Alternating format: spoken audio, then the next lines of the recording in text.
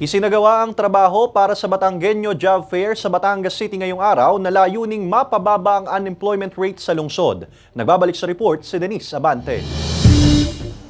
Bilang pagtatapos ng halos isang buwang selebrasyon ng 55th Batangas City Foundation Day, isinagawa ng Batangas City Public Employment Service Office ang trabaho para sa Batanggenyo Job Fair, katuwang ang nasa humigit kumulang 30 kumpanya mula sa iba't ibang bayan at lungsod sa lalawigan. Ayon sa PESO, ang mga programang gaya nito ang isa sa mga dahilan ng pagbaba ng unemployment rate sa lungsod. Mababa, as compared sa mga nagdaan. Of course, we came from the pandemic. Unti-unting nagbubukas ulit yung mga opportunities for our kababayan here in Batangas City. That's why nagkakaroon sila ng mga trabaho. Malaking bagay daw ang malawakang job fair kung saan mahigit sa 3,000 trabaho ang alok sa mga residente at mula sa karatig bayan na naghahanap ng trabaho. Gaya ng 31 anyos na si Kenneth mula sa Manghinao, Bawan, Batangas. Wala pa raw siyang ma-apply ang trabaho sa kanilang lugar kaya minabuti niyang dumayo sa lungsod. Medyo matagal na din akong tigil simula nung ako'y mag-resign sa trabaho. Kaya yun, naghahanap ako ng trabaho. Medyo mahirap nga maghanap ngayon ng trabaho. Hindi ko naasahan.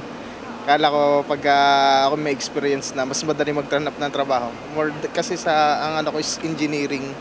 So yun, medyo kala ko madali. Kung ang may experience na sa trabaho gaya ni Kenneth, hirap pa makasungkit ng kumpanyang papasukan, anong paraw ang 22 anyos na si Hazel na isang fresh graduate. Bagamat nagkaroon na raw sila ng on-the-job trainings, iba pa rin ang mismong trabaho na sa field. Kung nahihirapan po kami maghanap kasi hindi naman po kami sanay kung ano pong aming kukunin, hindi po namin alam kung saan po kami qualified, pero hindi po sila tumatanggap ng ang diploma po ay wala pa kasi makakaabala sa trabaho. Unawa naman po namin yun. Bagay na hindi naman daw problema sa Manpower and Consultant Agency na napagpasahan niya ng resume. Tumatanggap daw kasi sila ng mga fresh graduates na batid nilang wala pang working experience.